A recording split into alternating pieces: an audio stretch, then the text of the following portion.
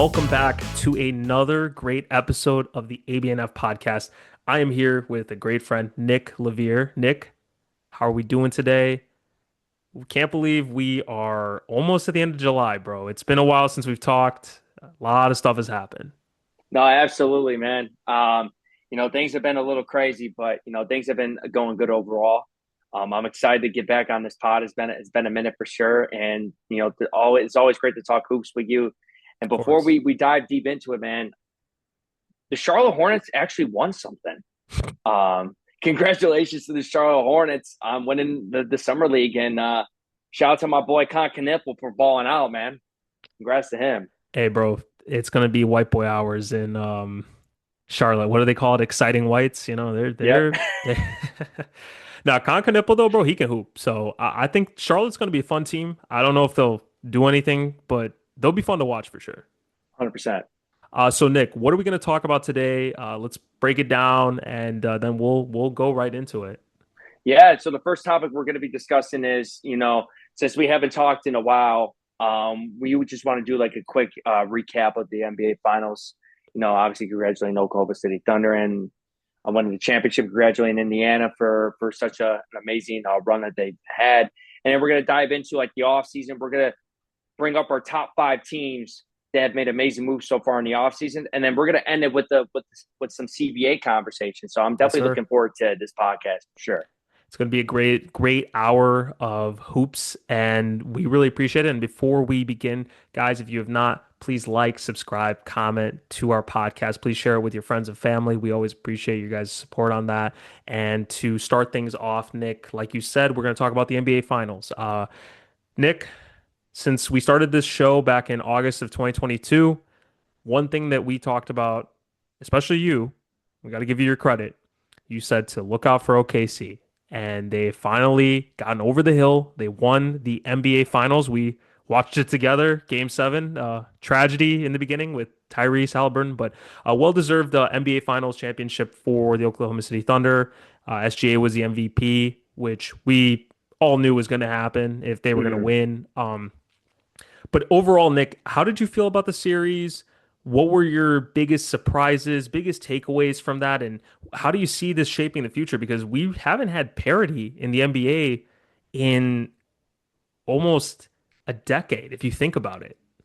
Yeah, so true. And going in talking about this finals, me and you were literally the only two that have said that it would be competitive. You listen to all these people on TV and stuff. They're like, Hmm. oh, okay, seeing gentlemen sweep, easy, easy. We were like, no, no, no, this is going to go 6 or 7. I mean, you're talking about the best defensive team in the league versus the number one offense in the league. Like this is going to be a good chess match, and that's exactly what it was. I mean, yeah, SGA did his thing. He averaged over 30 a game, just under 6 assists, 5 rebounds, shot 91.4% from the free throw line. But man, we got to give credit to Jalen Williams, man. He had a huge 40-point game when they needed it. He averaged just under 24 a game, 4 assists, Hmm. 5 rebounds a game. SGA and Jalen Williams pretty much carried the load, especially from a scoring offensive standpoint. My biggest takeaway really was how all the turnovers, Indiana, man, they just couldn't take care of the basketball for the majority of the series, man.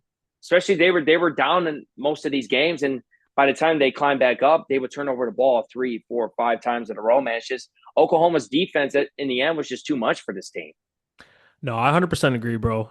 And just like you said, we called that at the beginning of this series that it was going to be competitive. I remember I tweeted after game one, I said, hey, remember how this was not going to be a competitive series? Mm-hmm. Tyrese Halliburton, that is all. Zero point 0.3 seconds left on the clock, and he hits the biggest shot of that game. And he didn't have a good game one, too. And that's one thing I do want to call out real quick on this series. I love Tyrese Halliburton. I've been on high on him since we started this podcast.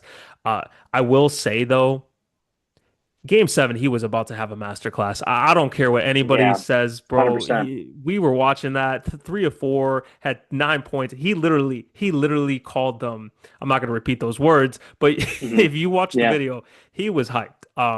yeah. And Jalen Williams, I think, really had a defining series. That 40-point game that he had in game 5 to give them that 3-2 lead was huge. SGA every game was consistent, and I think that was another big thing too, was we knew what we were going to get out of SGA. What were we going to get out of everybody else? Because if you think about it, Chet Holmgren until game 7 of the finals, where he put up 18, 8, and had 5 blocks, which was huge defensively because Yeah. Isaiah Hartenstein got played out of the series. Like this guy was nowhere to be found. He was playing about 15 to 20 minutes a game. And, Hmm. before that, he was playing like 30 plus minutes. And Chet was shooting 11% from three. Like his Yeah. 3-point percentage went down the drain in this series. And it's funny because, outside of Miles Turner, they don't have a lot of size. So he should have really been attacking the rim more this series. And I Hmm. don't really think he started doing that until game 7. So that was another thing. And one more thing before I give it back to you too is I do agree with you on the turnovers. One of the biggest Achilles heels of this team was the turnovers. And they were really good in every other series of not turning the ball over, but it just seemed against Yeah. OKC, which again, number one defense in the league. You have great perimeter defenders. You got Alex Caruso, you got Cason Wallace, you got Lou Dort, you got Jalen Williams. SGA is a good defender too. And you got other guys like Aaron Wiggins, who, maybe a lot of people who don't watch basketball like more than on occasion don't may not know who that is, but he's a solid defender, can hit the three as well. And when you have a lot of guys that do the same exact thing, and you're a team that is depending on your pace and your ability to score in the fast break, when Hmm. you're getting stopped to a half court offense, they looked really stagnant at times. So when they weren't able to play themselves as we saw in certain games, this is when they got into those big deficits. And they had a big one obviously in the last game of the series when Tyrese Halliburton unfortunately tore his Achilles. They had 21 turnovers, and those turnovers killed them, especially in the third quarter when it Yep. was still a close game. The turnover started, OKC's offense got out running, and they put their foot on their neck and just ended it. So, um, but yeah, like I said, man, it was a great series.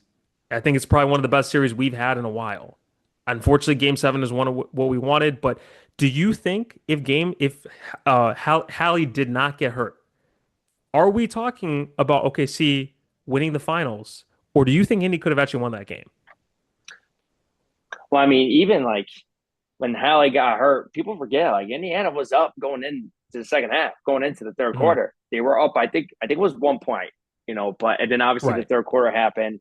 They completely fell apart. Besides TJ McConnell, nobody else gave them anything in the third quarter. And by the time they got to the fourth, they made a little comeback. They got it down to 11 with like under 4 minutes. Like the game was over at Yeah, that yeah, the point. game. You know what Yeah, I I mean? think it was once they had that turnover by McConnell with like three something left. It was Yeah. game was done. So Yeah, I still believe Oklahoma wins the championship. I think Game okay. 7 would have been a lot more intriguing.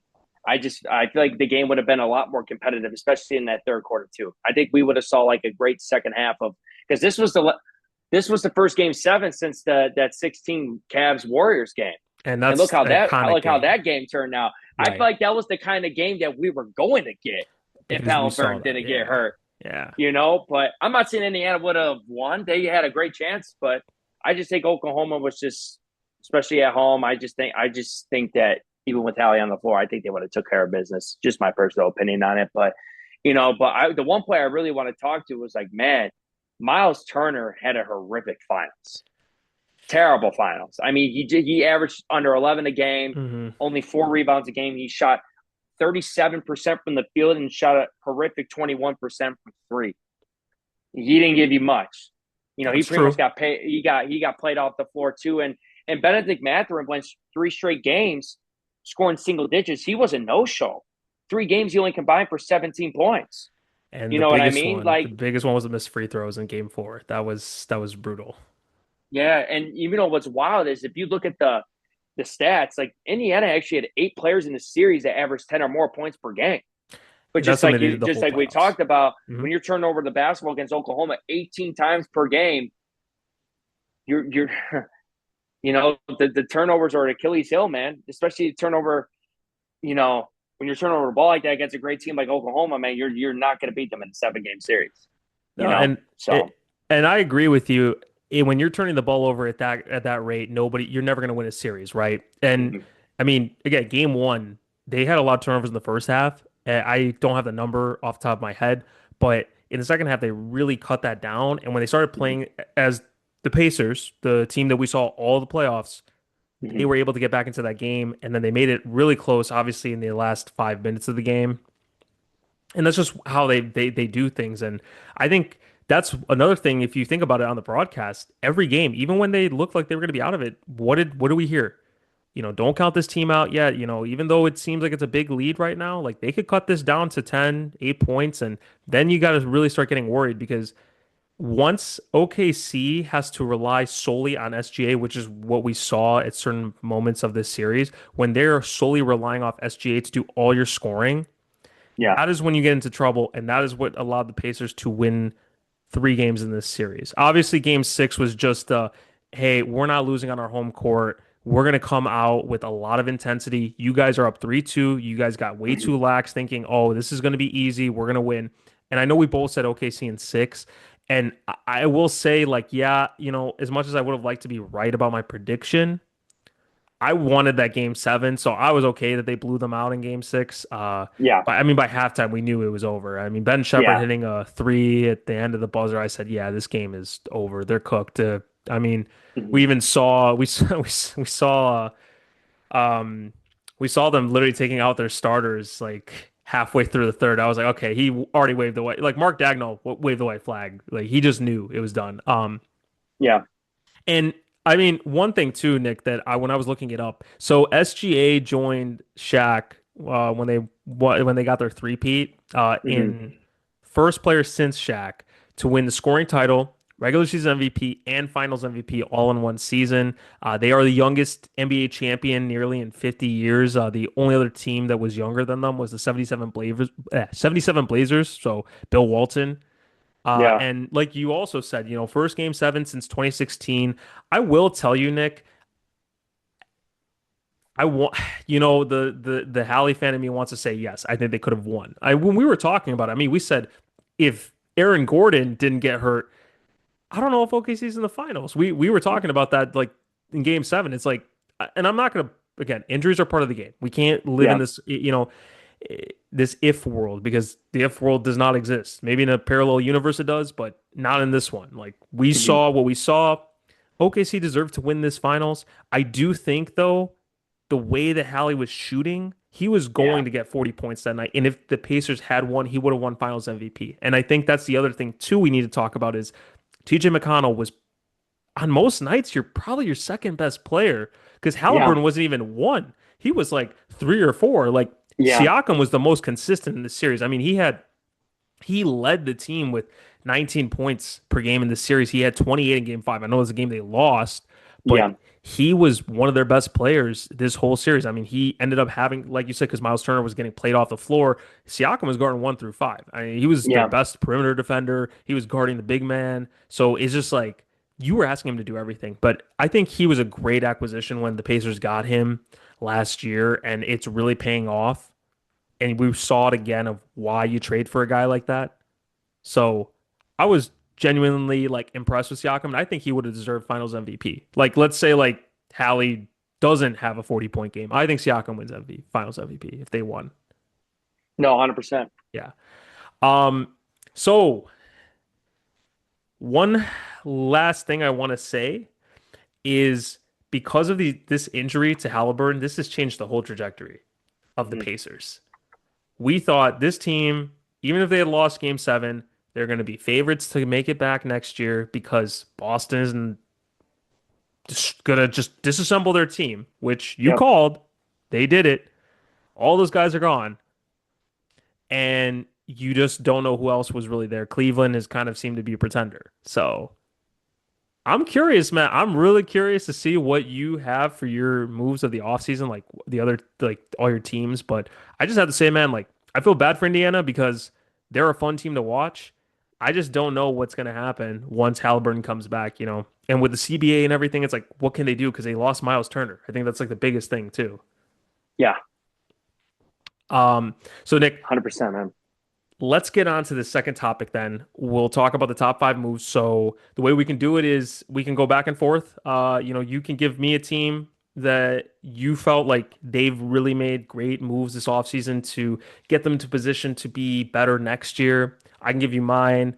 I know we're gonna probably have some of the same ones, so we don't have to do it in order. But if you want to give an order, you can. Up to you. But I'll let you go first. All right. So the first move that I really liked was I liked what both the Nuggets and the Nets did in their trades. Okay. And I'm going to go a little deeper with that. So the Denver Nuggets obviously traded Michael Porter Jr. Hmm. And a first round draft pick for Cam Johnson. But check this out. So Michael Porter is set to make over 38 million this year, then over 40 million next year. Because with the new CBA, which we'll discuss further, the Nets didn't really want to take that contract unless that they were able to get a first round pick out of this deal. So the Nuggets had no choice but to give up a 2032 first round pick that's unprotected for Cameron Johnson. But check this out, Graham. Cameron Johnson is only going to be making just a bit over $21 million this upcoming season. And then he'll make a little over 23 million the following season. So just by trading Michael Porter Jr. for Cam Johnson, the Nuggets saved themselves over $35 million. $35 Yeah. million. And they got a guy like Cameron Johnson who just averaged just under 19 points per game. He shot 48% from the field, 39% for three. Yeah, I know he missed games last year. He was hurt a little bit. But here's why I like it for the Nets, actually, Grim. They just added another first round draft pick, right? Hmm. So they still have 12 incoming for future first round picks. They own all seven of their own picks. They have three unprotected from New York in 27, 29, 31. They have top eight protected from Philadelphia in either 2027 or 2028. They have least favorable of Dallas, Phoenix, and Houston's first round picks in 2029. And then they have the swap rights of Phoenix or New York, depending on trades, in 2028. So they also have 15 future second round picks. Sam Presti The of the Nets are East. loading up. Sean Marks. They're loading up. Sam Presti of the So East over here. yeah, even though like I brought up like the Nets, even though the Nuggets had to get Hmm. rid of Michael Porter Jr., I like the move they got Cameron Johnson. They created a lot of cap space to be able to get some of the guys that they've gotten in the offseason Hmm. more depth on their bench. But the Nets were able to get the better overall player, in my opinion, when he's healthy. And they got a first round pick out of it. You know, it's kind of funny. Because like Michael Porter Jr. does like offensively, he is a better player. I think in a two-way situation though, I would have to go Cam Johnson personally. And we talked about Cam Johnson a lot on the podcast this past year. Oh yeah. Guy that was in trade talks a lot. How we said, a playoff team like the OKC Thunder might need a guy like that, especially because you need to bolster that four position. And I agree with you. I mean, the Nuggets had a great offseason. I mean, it is one of my teams, so I'll chime off of that. I did have the Nuggets. I think retooling this team is the way I would put it. Yeah. Making that trade was a big one. I didn't expect it. I know that if the former leadership was still in charge, this trade would never have happened. I think that they were too focused on keeping that core of MPJ, Jamal Murray, Nikola Jokic, and Aaron Gordon together for too long to the point where it's like because of how the CBA is and because they don't have that cap flexibility, they're kind of screwed. I mean, you had Russell Yeah. Westbrook as your sixth man. And no disrespect to Russ, but you were literally playing six guys. I mean, seven guys if Yeah. you count Peyton Watson, but you were really playing six guys in the Mm-hmm. in the playoffs, and you literally had nobody. That Aaron Gordon was going out on one hamstring in Game 7 against OKC. Just like you mentioned, I think that pick will be interesting to see because we don't know what Denver's going to look like in 7 years. Yeah. So could that be a future number one overall pick? Maybe. Because right now with the Nets, I do think that their draft decisions this draft were kind of head scratching. I feel like they didn't really address anything. I felt like they kind of just kept taking like project players that may or may not pan out, but we'll see. We'll Five, see. Mm-hmm. yeah, five picks. Cam Johnson definitely fits a need for them. Defense, which they badly need. Their defense was terrible this year. And then he does give you 3-point shooting, which they do Mm-hmm. need. Obviously, Michael Porter Jr. gave you that, but he was also on one shoulder and one leg in the playoffs. Yeah. Jonas Valanciunas, I think, was actually a really good pickup. They traded Dario Saric away in that trade to get him, but Dario didn't even play for the Nuggets, which is kind of ironic that they Yeah. took him. And I know that he had that back and forth with having to go, he was going to leave them for the team in Greece, but because of the way that the rules work with FIBA is that unless the Denver Nuggets agree to let him go, Yeah. he is obligated to play his contract. And then I think definitely bringing Bruce Brown back was a huge move for them. I know it's a 1 year deal, but the way he played in Denver, I can see that happening again. There are just some players that play really well in certain systems, and I know that Rick Adelman is going to be able to kind of mirror what Mike Malone had going in Denver. So he's still familiar with the system itself. So I think it's going Hmm. to be like when Gary Payton went back to the Warriors and he knew his role on that team. I feel like Bruce Brown will be that for them. And then getting a guy like Tim Hardaway Jr., look, I know he's not going to be, he's not, don't rely on him to be your best shooter, but as a 7, 8, 9 guy, like that's not bad. It's not bad at all. He scored 11 points last year per game with the Pistons, shot about 37% from three. So he does give you some more shooting, which is what they badly need because this Denver team would not shoot the three during the regular season. I mean, No. they were one of the lowest in the league in 3-point attempts. Yeah. And I think the only other thing I did want to mention with like Denver in that situation is like, sorry, not Rick Adelman, David Adelman.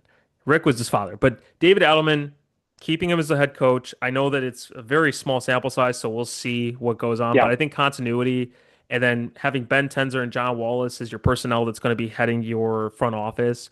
I think finally having a front office that is going to make moves that make sense for the now and for the future for them, I think was a really good idea. You also need to maximize Jokic's prime because I don't think they were doing that the last 2 years. They kind of watched guys leave. KCP, you had obviously Bruce Brown that left a couple of years ago. Jeff Green also left. You don't Hmm. have the same type of depth that you did, and now you got all that depth back. So I would say that they're going to be a really, really interesting team to combat OKC because I think they give OKC a lot of matchup troubles, and I really want to see that rematch in the playoffs next year. No, for sure. They're going to have a much older bench.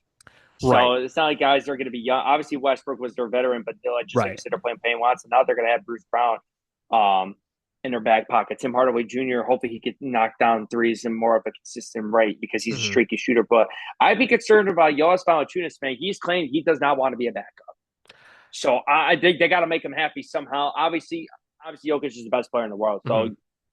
he's got to realize, yeah, I'm gonna have to come out. But at the same time, man, you have a great opportunity in Denver. You could play 25 to 28 minutes a night, and playing for a title contender because that's on Hmm. paper. That's what the Denver Nuggets to me they should be a top three favorite to win it all going into next season with the moves that they made so far.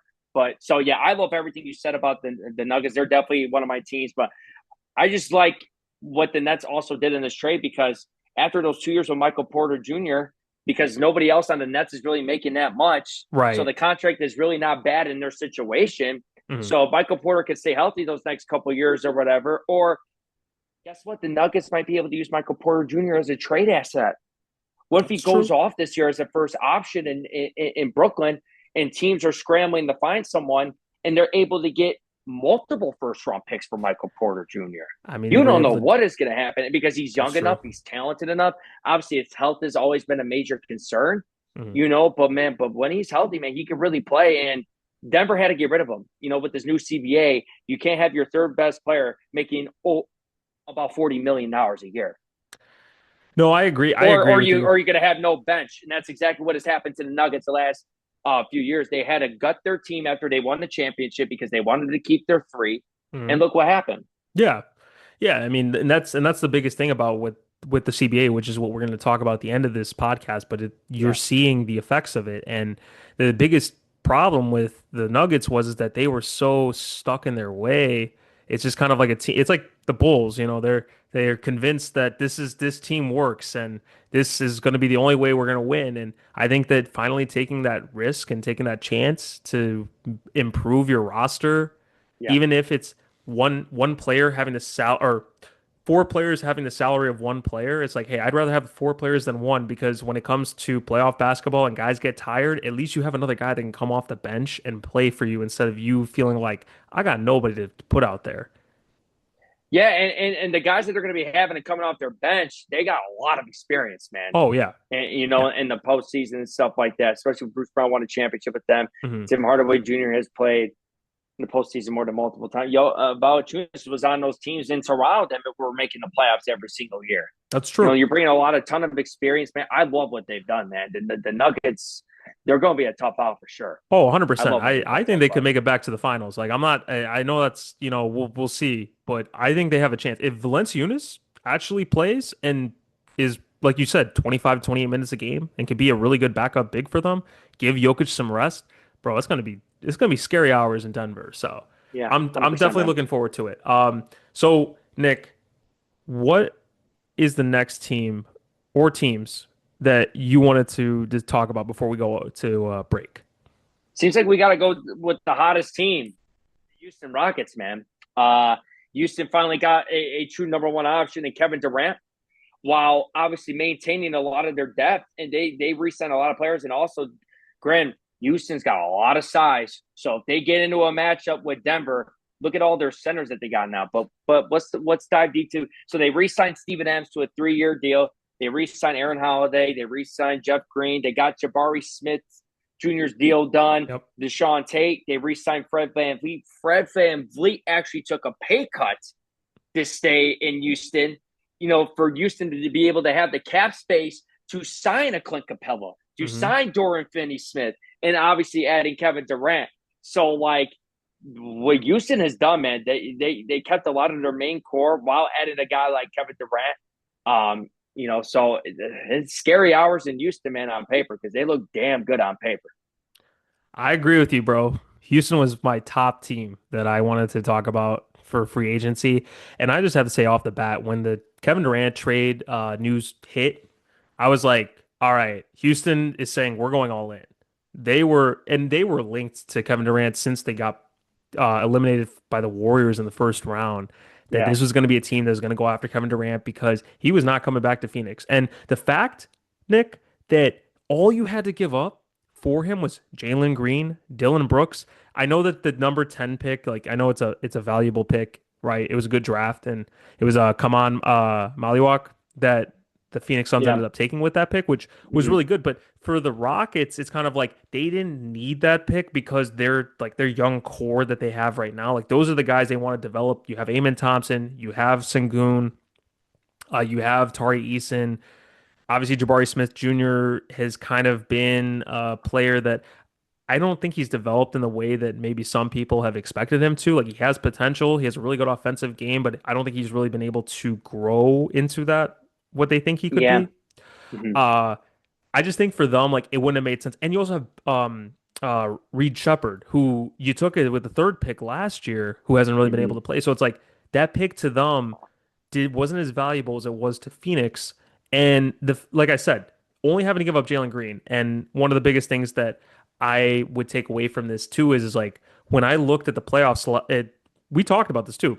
One of the biggest problems with the Rockets was they don't have a closer, and Jalen Green was not giving you what he gave you during the regular season because he's such a streaky player. He's either going to Yeah, give you 30 or he's going to give you 10, and that was what it really was. I mean, he only scored double digits twice in the series, and one of those games is only 12 points. So yeah, when you have a guy that's, and I mean, if you just look at Kevin Durant's stats last year in 62 games, I mean, you're taking a guy that averaged 26.6 points per game while shooting 53% from the field and 43% from three. So you also get better at shooting the three. And then Dorian Finney-Smith, I want to just say this real quick. I don't know what great 3-and-D guy to have. I don't know what Rob Pelinka was thinking by trying to tank this guy's value, but they Mm-hmm. screwed up massively by letting that guy walk because he was one of the only guys that could play in the playoffs in terms of like wing defenders. You just gave him to Houston, and I mean, like he is older, so I will say like that back end of the deal is going to probably be a little tough, but it's great for what Houston's trying to do. They're trying to win now. Yeah, You get like a small ball lineup, man. Like I'm just thinking about this, but you could have a lineup where it's Fred VanVleet, Amon Thompson, Kevin Durant, Dorian Finney-Smith, and Alperen Sengun out there. Like you got two really good perimeter defenders, and Kevin Durant, who he's not a bum at defending, and he's older, but That's a really like that's a good team to put out there. Like especially like when you need like shooting, spacing, and you still have size on the floor. Like that's a good team. And I mean, just to reiterate what you said, re-signing all your guys. You kept Steven Adams, you kept Jabari Smith Jr., you re-signed Van Fleet, you got back Jeff Green, Aaron Holiday, Jason Tate. I think the Rockets top three team in the East, or not East, West, top three in the West, but they have a great coach too. And Kevin Durant doesn't have to be the guy. That's the thing. I think the biggest thing about this is he doesn't have to be the guy. He just has to be a scorer for them. I think the Yeah, coach is the guy in this situation. Like he's going to be the one that's going to be the vocal leader of that team. And I think Kevin yeah, Durant is going to be there to guide, mentor, and do his stuff.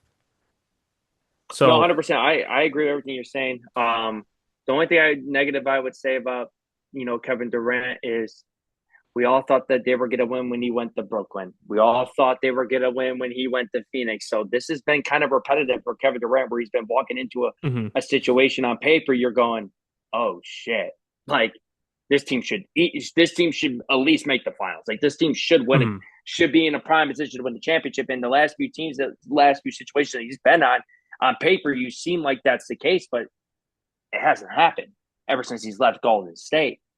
So you have to look at it from that side too as well. But like you said though, man, this team on paper in Houston's fantastic. Ime Udoka is a top 3, 5 coach in mhm. basketball, so he's walking into another situation where you know on paper you're going, oh shit, like this team is absolutely loaded, from top to bottom. Definitely one of the deepest teams in basketball. So we'll see what happens with Houston, but I do For like sure. the roster. Oh yeah, for sure, bro. The roster looks good. I'm not worried about them in the regular season. I think we'll see with the matchups. I think that's going to be the biggest problem with them is we'll see matchups. We'll also see the development of does Amen Thompson take another step forward? How does Sengun look, especially with playing with Kevin Durant? How Mm-hmm. many touches is he going to get? Because obviously Kevin Durant's going to need the ball as well. And then I think the other thing too is just like when it comes down to the playoffs, what's going to be your like rotation? I think that would be Yeah. another interesting thing to see that what Ime is going to do for that.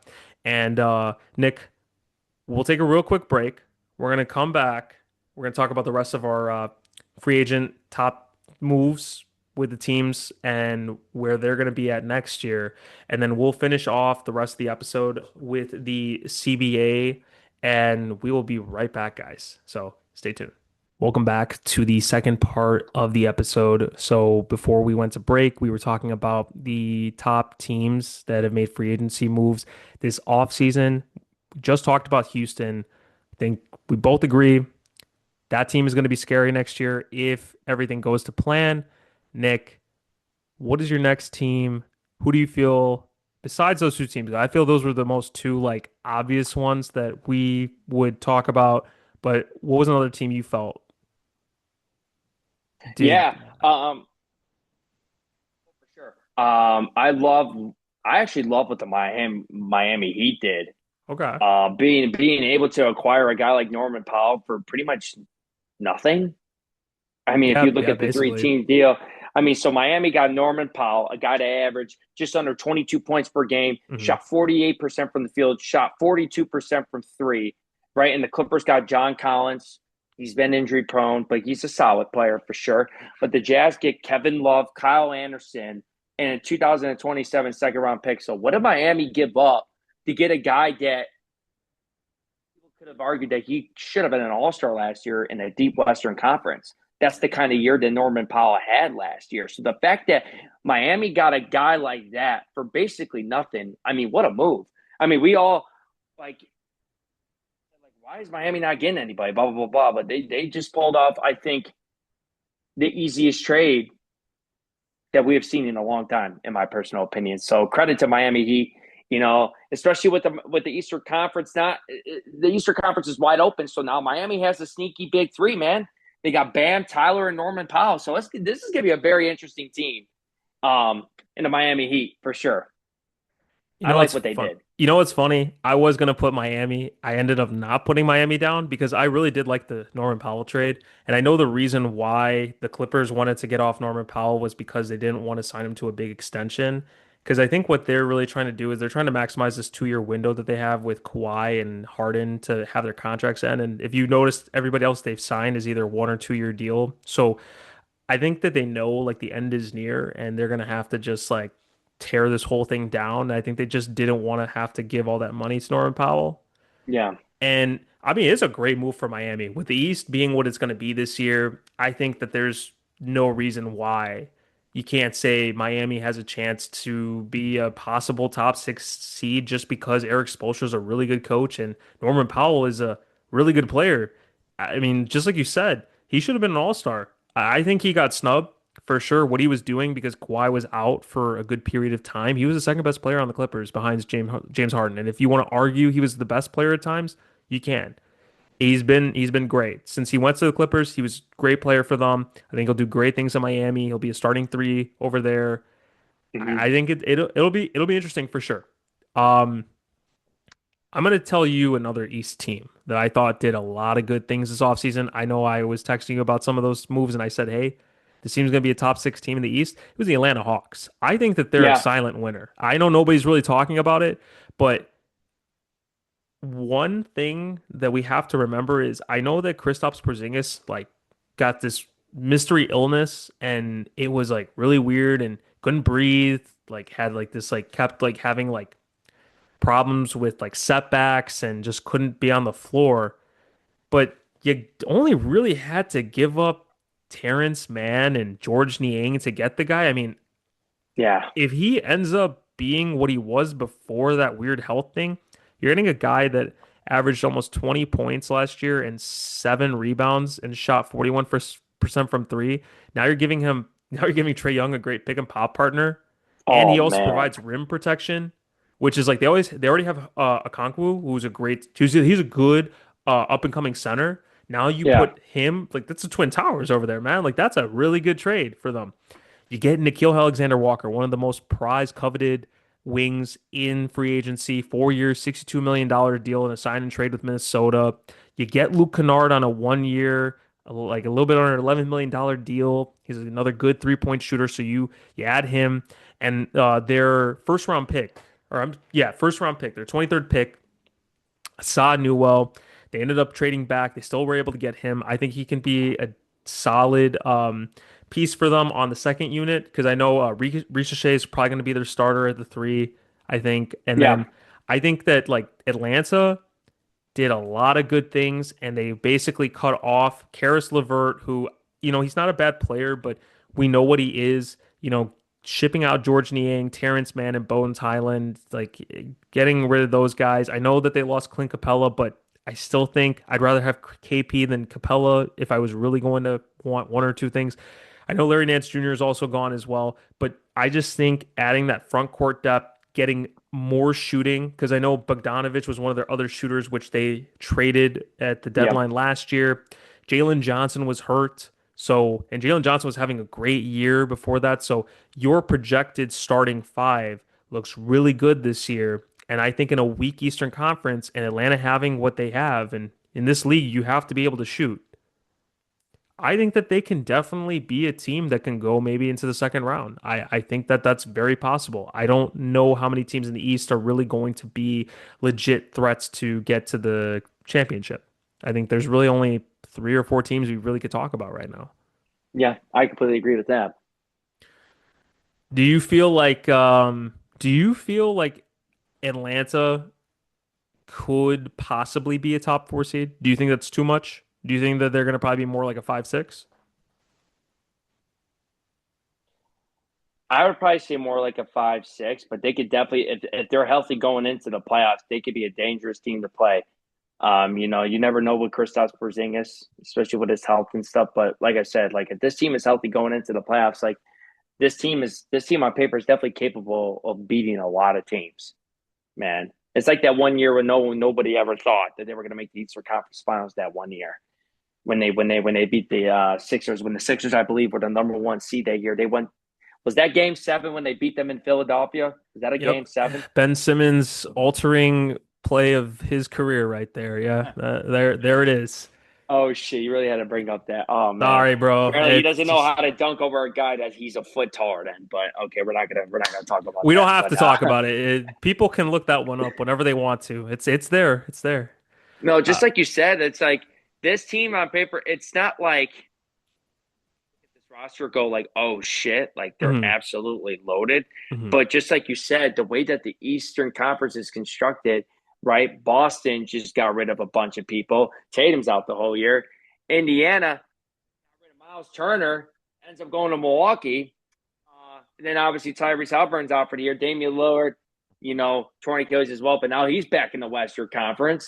Mhm. And Milwaukee added Miles Turner, but how much is that going to improve the Milwaukee Bucks in the short term? I really have no idea.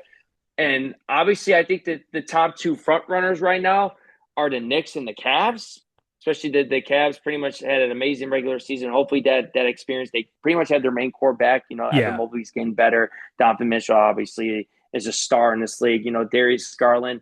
He unfortunately wasn't really healthy when they played Indiana, but you never mhm, know what they can do. With that having that experience under their belt, where like now there's real expectations now in Cleveland. You know what I mean? So that's going to be very, 100%. very interesting. But I would say the Knicks are probably favored in the East. But just like you said, though, see Atlanta being a top four seed, but I give them one of the four best odds of making it out of the East, if that makes sense. No, that makes sense. I think that they are going to actually be a problem for the Knicks because of their shooting. I think that that's Mm-hmm. a really big and Trey Young likes to play in New York. Like Oh, he loves it. he loves that energy, and Yeah. people are just going to be chanting F Trey Young the whole time, and he loves it. So that's not a matchup they want. I do agree with you. I think the Knicks are going to definitely be a favorite because they just Mm-hmm. made the Eastern Conference Finals. We have to see with the coach. Mike Brown's a great coach. I Yeah. don't know if that's the solution. I feel like that was a really like trying to patch up your mistake of firing Tibbs after having a great season. I just think like that might bite you because I mean he just got fired by Sacramento and they looked better once they fired him. So I don't know. What I'm saying? Like I Mm-hmm. that yeah. We won't get into that, but that's like something. But I get what you're saying. I can see that too. I do think Atlanta. I think it's just because of their shooting, and then if KP can be what he is, again, it's another like on paper they look great, and if they're Yeah. healthy, like they can definitely be a team that goes far. It just all depends on matchups for them. So, 100%. Yep. Mm-hmm. all right, Nick, what is that fourth team? What who do we got next? Well, yeah, I think this is actually my last team because I had Brooklyn Okay. as Oh yeah, kind yeah, of one yeah. of those You okay? teams. So who's your last team then? Yeah. So my last team is the defending champs. Okay. They locked up their young big three. I mean, they re-signed the best guard in the NBA to a 4-year, Mhm. $285 million contract. SGA is only 27 years old. He's in the prime of his career. They re-signed Jalen Williams to a 5-year, $287 million. Jalen Williams is only 24 years old.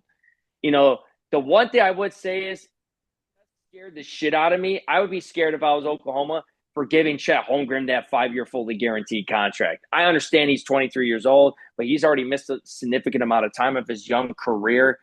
And like, I get it, man. When he's on the floor, he's really, really good. And he's only continuing to grow as a player, only continuing to be Mhm. better. But like, why not wait until to see what he did next season? He still had one more year left on his deal. I think they kind of rushed this one regarding Chet Holmgren, but they locked up their young big three, man, and their team has pretty much stayed intact.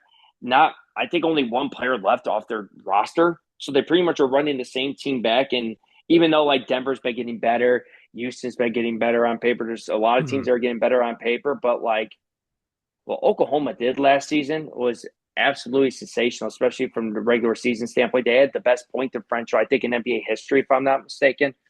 Obviously, they still have the best, guard in the world. Jalen Williams is like a top 20ish player in the league. Let's see the step that Chet Holmgren takes, and obviously, Graham, they still have the best defense in basketball, and they have the best wing defenders in basketball Right. that are all under contract. So let's see what happens. But man, I mean, Sam Presti's a fucking wizard, and he still has all this draft capital. God knows what he's going to do with it. You can make a trade too. Because I do think, and we talked about this off air. But I do think that OKC after next year is going to lose a lot of its depth. I do think when Hmm. some of these guys come up for contract, because of how the way the CBA is right now, they don't have the cap space to keep all these guys. So I think it's going to Hmm. start becoming a choice of like, who do I keep? Do I keep Case and Wallace? Do I keep Aaron Wiggins? When Lou Dort comes up for contract again, do you keep Lou Dort? Do you let him go? Yeah. I know you have Caruso signed for the next 3 years, right? So he's somebody that you're going to have for a couple more years. And I do agree with you about the Chet Holmgren. Like we talked about earlier in this pod, he has not been a guy that has stayed healthy, but he also has not been consistent. When the Hmm. playoffs, he has not been consistent. My biggest fear with him is like, if this is his ceiling, what he is right now, is he really worth all that money? Like, I understand they No. won the finals, but he was not the main contributor of why they won the finals. His defense, sure, in game seven, that definitely helped you win the finals. But what Hmm. about the other 6 games? Because I would say Chet Holmgren was not that guy. Like you had other guys stepping up, like Wiggins 1 game, Caruso another game, Case and Wallace 1 game, Lou Dort another game. You know, Yeah. and I do think like in terms of an offseason, I just think because the way the salary cap is, like you don't have all these teams making these crazy moves. Like free agency wasn't what like so many guys re-signed before free agency started that Yeah. there's not a lot of teams you can really talk about. But I will give you like that OKC re-signing their top 2 other guys was what they needed to do. I will say to kind of go off of that, I do think that because I do think that they now have really capped themselves of what they can do in terms of like roster for now until they make any moves or maybe they draft another top talent because Presti is really good at looking for talent. Hmm. I'm gonna go for my fourth team, and I would say we talked about this too, Orlando. Because there's just not a lot of teams you can talk about. I'll give Orlando their big move was getting Desmond Bain, right? You acquire him on June 15th. You gave up Cole Anthony, Kentavious Caldwell-Pope, and multiple first round picks, 4 first round picks, and pick swaps. Like, do I think Yeah. he's worth all of that? No, I don't think he's worth four first round picks. Maybe Yeah. 2, but not 4. Um, Hmm. he's going to bring him elite shooting. He's a two-way wing defensive guy. Orlando needs this because KCP, you brought him in, you thought he was going to be that, and KCP is just he's starting to decline. He's getting older. Bane is coming up. He also is just a better scorer overall, and he's Yeah. also just going to be another guy that fits into their system. I do think Tyus Jones was a solid pickup, backup point guard. He's going to give you what Cole Anthony is departed, so you're kind of getting a better version of Cole Anthony. Mo Wagner is still going to be out because of the ACL, but again, re-signing him for a 1 year deal when he comes back, see how he is, and then also locking down your cornerstone piece, Paulo Banchero. Yep. Getting him to a 239 million extension. It could go up to 287 million. I think it's just based on like guarantees of like if he does certain things and eclipses certain milestones, then he gets that money. And then I think the problem with this team, which I'll let you chime in on that afterwards, Nick, is I think that you've capped this team. I mean, I look at like all the money you've already thrown and the money you owe Desmond Bain now because he's going to want Yeah. a contract. How much, what else can you really do? Because I think this is like their only year they're going to really get a shot to win. Like right now, Hmm. can you really make that many more moves? Because I mean, they're not a big market team. I don't think they're going to try and go into the second apron. Like I don't think that's a move that they would do. But do you feel like Orlando kind of capped themselves at Desmond Bain, Mo Wagner, Franz Wagner, Paulo Banchero, Jalen Suggs, and yeah, like that's their core. But do you think that that's a fair thing to say? No, it is a fair thing to say, but they just wanted to be aggressive because they saw how open the Eastern Conference is going to be this year. They're thinking of a 2 year short term winner where they really believe that with this big three, and they still have some nice pieces on their team, but they're not really deep. But they really believe with the core that they have that they can really get to an NBA Finals. I guess with this I don't move, see I it. mean, I don't see it, but just like you said, man, they're like that market team where not a lot of free agents are knocking on that door saying, "Hey, I want to go to Orlando." You know what I That's mean? It's true. kind of like when Minnesota gave up all that to give Rudy Gobert. Minnesota's not a destination where people like even Kevin Durant didn't want to go to Minnesota No, until he Anthony literally Edwards said, for I'm not crying out going loud. there. He goes, I'm not going to Minnesota. You know what I'm saying? So Hmm. like they gave up all that. Sometimes certain teams have to give up extra just to get a just a really good player to join the team. That's true. Not an all star every year, bona fide all star player, star level. But if you can get a really good player, you sometimes you got to overpay to get that, especially when you're like those franchises and stuff like that. And with this new CBA, which I know we're going to dive deep into, the only reason why they had to give up so many first round picks as well is KCP's contract is terrible. I think he's still 2 years over 40 some. So like they're taking on a contract that the other team's taking on a contract that he's getting paid 20 plus $1 million per year, especially with this hard cap Yeah. CBA. So when you're trading guys that everybody in the league knows is getting overpaid, in Hmm. order to get rid of that player, now you have to fork up a first round pick. You just Yeah. saw what Denver just did. They had to Right. fork up a first round pick just to move off of Michael Porter Jr. That's the way the CBA is now, man. No, it's true. It's Which true. I I know we're going mean, to dive deep into. oh yeah, no, 100%. And the last team that I'm going to talk about too had to do this, which I thought was really stupid. I'll still Mm-hmm. give them their credit for what they did. It's the Pelicans. I actually think they had a solid offseason. I mean, you did get younger. You got rid of a lot of the aging guys that were dead. They were expiring salaries on your team. Getting rid of CJ McCollum and Kelly Olynyk and getting Jordan Poole and Steak Bay. I think that actually is not a bad move. If Jordan Poole can be what he was in the Warriors, Jordan Mm-hmm. Poole, I think he's a solid piece to put on that team. DeJounte Murray's going to come back from injury this year. Can Zion stay healthy? That's like the big question with him always is like, if Zion stays healthy, they're a great team because we've seen when he played over 65 games the season prior, they were in the play-in and they had an opportunity to, make a run because they were even given a fight to the Lakers that year. You get Kevon Looney as a center behind their second team all rookie NBA I cannot say the dude's name, Yvonne Missisi or some Yeah, yeah, something like that. I know exactly what like you're who talking I'm talking about. about. I Yeah. just don't want to butcher his name. You give Herb Jones an extension. I think he's like one of your like really good wing players that you had. This is the one I'm going to talk about. I thought Derek Queen was great. I thought he was a great. I'm so pissed that the Bulls didn't take him.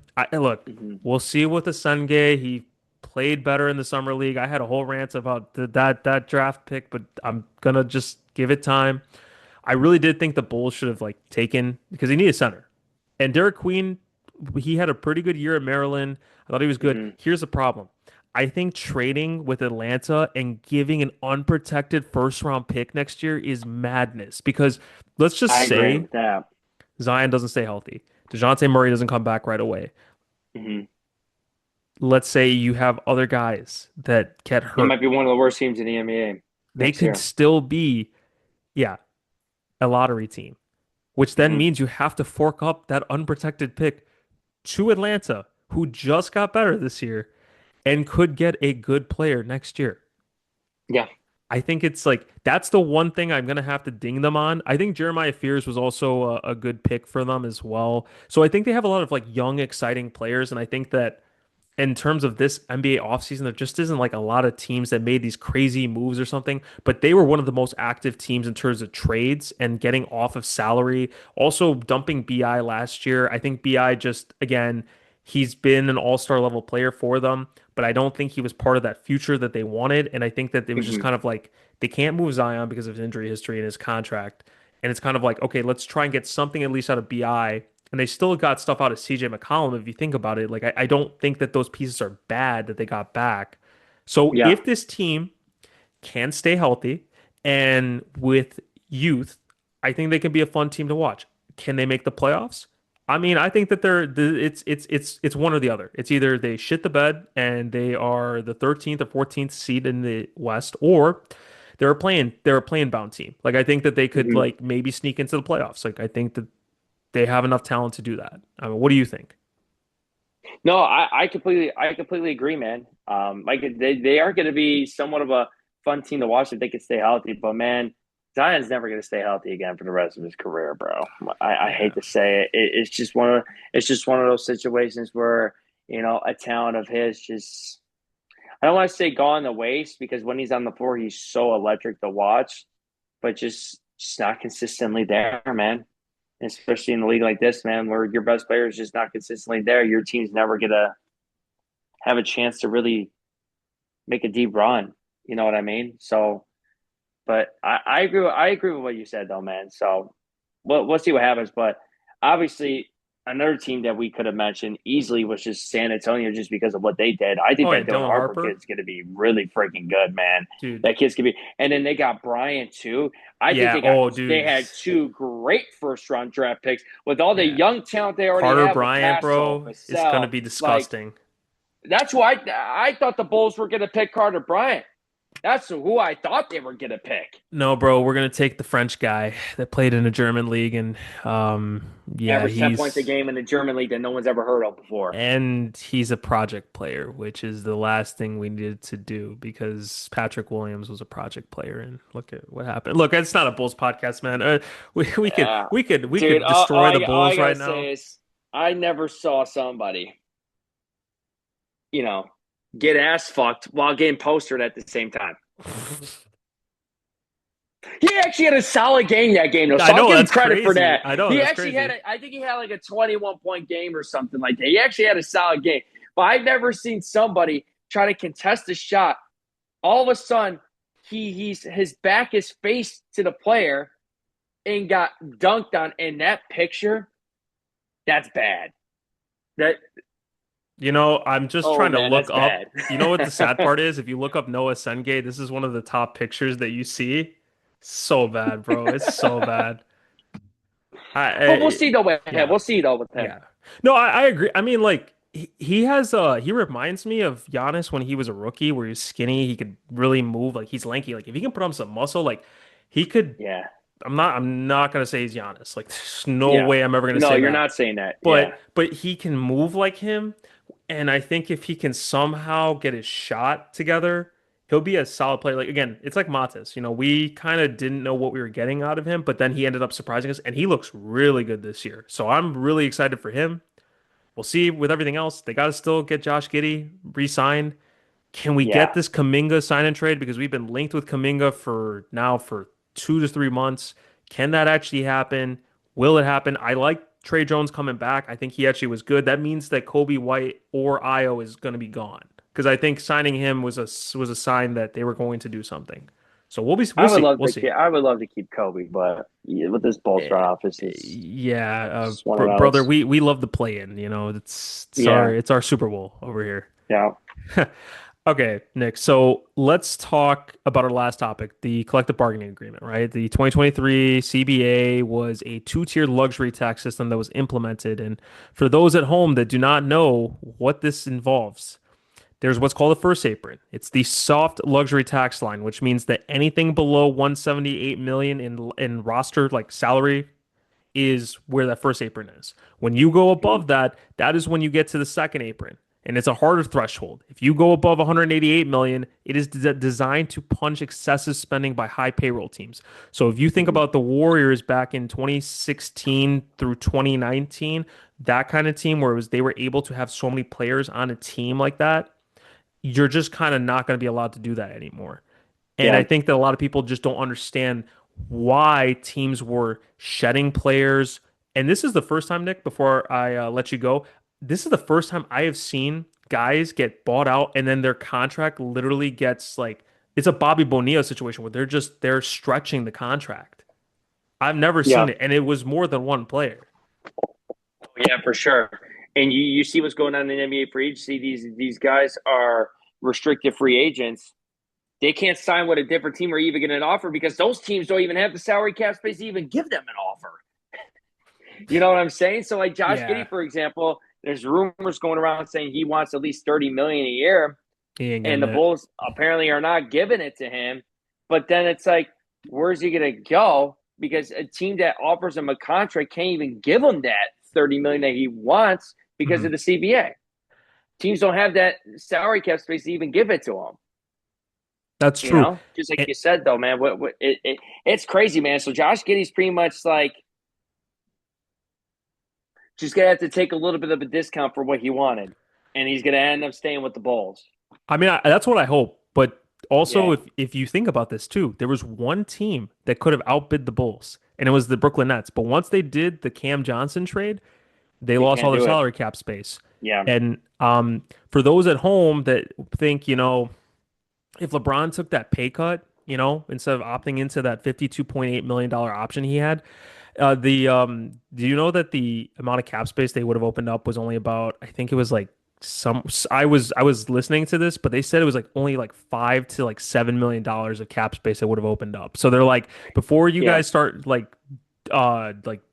shitting on him for doing it, it's like the way that the CBA works, man, you're kind of like, it doesn't matter what you do, you're kind of screwed. If you don't have cap space, you ain't getting cap space. You'd have to Yeah. dump half your team to get cap space. I mean, No, yeah. that's what the Nuggets really had to do. I mean, even to open up like that much room for four players, they had to trade one player with a massive contract just to do that. So, um, Yeah. Yeah. And even with the LeBron thing, it's like, let's say if he said, you know what, I made all a boatload of money in my career. I mhm, really want to win a championship. I'll take the veterans minimum to yeah, stay with the Lakers. Do you know if he went from 52 point, what is it, point eight 52.9 million, million, eight point or eight nine, million? yeah, I think something He like that. goes from that to taking the veteran minimum. You know that only would have freed up $9 million in cap space for the Lakers. Yes. 9 million. So, So like and that's nothing. You know and what I mean? nobody's So of nobody's course they coming got for $9 million. Like, it's coming for $9 million. You know, you're not going to get a good quality player for that. You know what I mean? yeah. So, but yeah, man, I completely agree, man. The CBA is really changing things because you're not going to see these super teams no more. You're going to see teams, that can have one to two really, really good players, and you just got to spend that money wisely, man, on good, getting good role players that just fit the system and the culture of the team. You know, so No, 100%. I mean, you got to pick and choose. You got to really yeah. pick and choose the players that you want. Yeah, and I mean, this is like what you saw with Milwaukee. They really had to think about what they were going to do because it's like if they wanted to try and make any roster improvements that actually like keep Giannis content to a level, they would have, Hmm. that's why they did the Miles Turner. They signed him. They knew that they were going to have to waive Dame. They were going to have to eat his contract, stretch it out. So they're paying Miles Turner, I think a little bit over 25 million. Then they're paying 22 million of Dame's contract. They're Yeah, stretching that out for the next couple of years. So by the time Miles Turner is no longer on the team, you're still paying Dame, which is yeah, insane. But you're paying hmm, basically 47, 48 million for Miles Turner for 4 years. yeah, That's what you're yeah, doing. And I mean, too, Nick, like some of the penalties, like if you think about it, if you go above the second apron, you're going to lose the following things. You're going to have no mid-level exception, which is where we've seen a lot of teams the last couple of free agencies like have that mid-level exception where they can sign like a good role player. Like we've seen yeah, it on multiple occasions, right? That's usually about a $7 to $12 million annually for like salary, and that's one of the most common things that we see, right? That's one thing you don't get.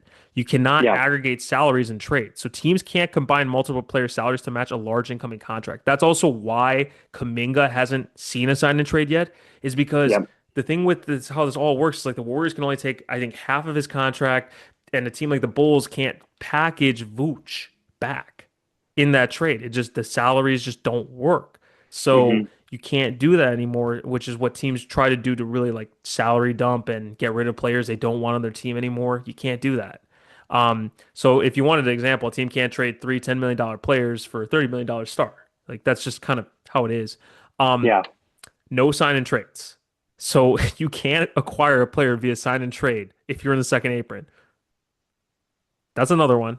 And then there's no future pick trading for 7 years. You can't, teams above the second apron can't trade draft picks 7+ years into the future.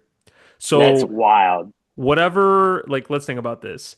Like some 14-year-old right now, right, cannot be his draft rights cannot be traded away. So that's just kind Yeah, of, and the other thing too is that your picks get frozen. So for 3 of 5 years, your first round pick is automatically pushed back to the end of the round. This is this is the doing of CJ McCollum, bro. He just yeah. hated the Warriors so much, he said, "Yeah, let's screw it for the rest of the league and see what happens."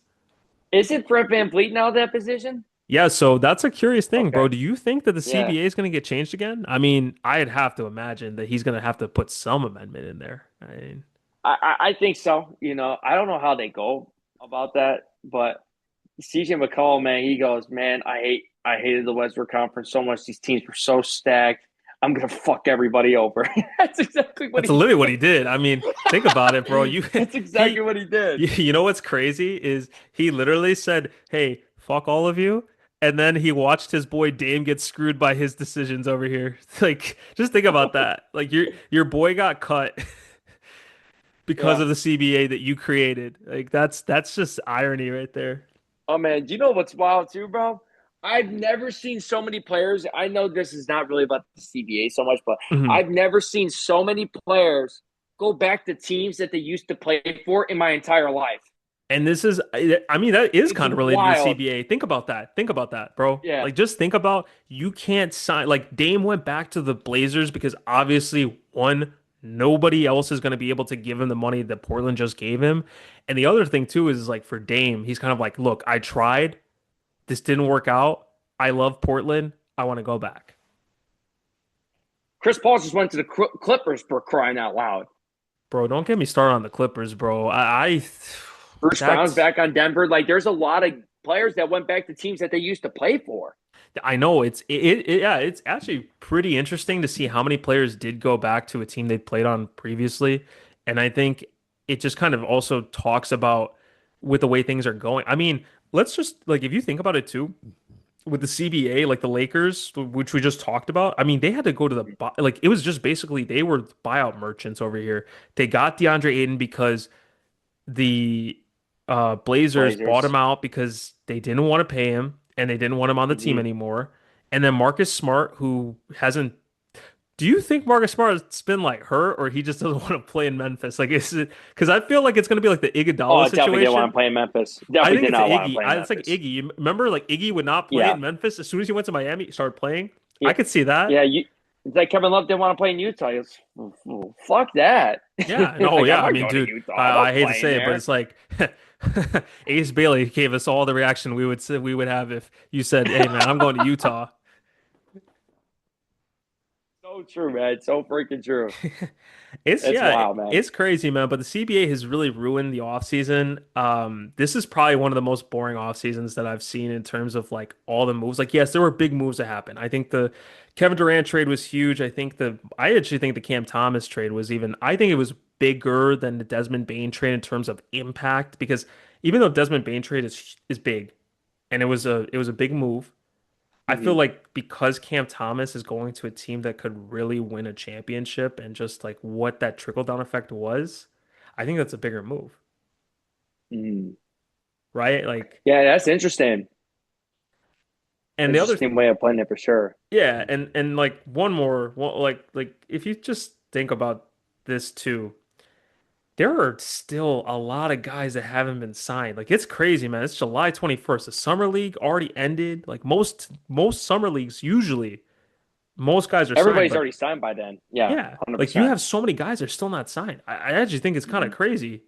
There's Yeah, still roster spots open. So what's going on? But I yeah. mean, it is what it is, bro. It's just we'll see how this upcoming year goes. We hope that Giddey gets signed at some point. Well, he'll re-sign with the Bulls. Kind of the same thing with what we saw with Levine. It took a while, but he did it, and everybody was happy at that time. But it At is that what it time. is at that time. Yeah, Nick, you at got that any time. bold predictions before we end today's pod? Any bold predictions? Wow.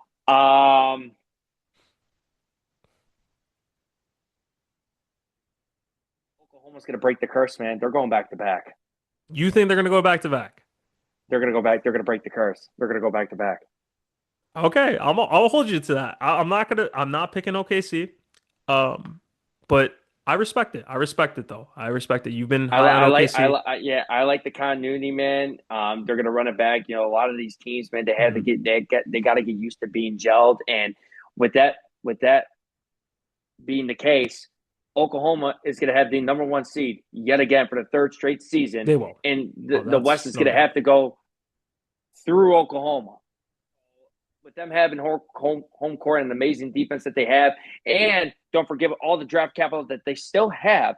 Sam Presti, if he feels that this team is not good enough to win a championship, He will actually make a move at the deadline that's going to be, oh, shit, here we go. Yep, it's Oklahoma. So Sam Presti's got a lot in his back pocket still, man. All these teams like Houston, all these teams blew their load for the roster that they have.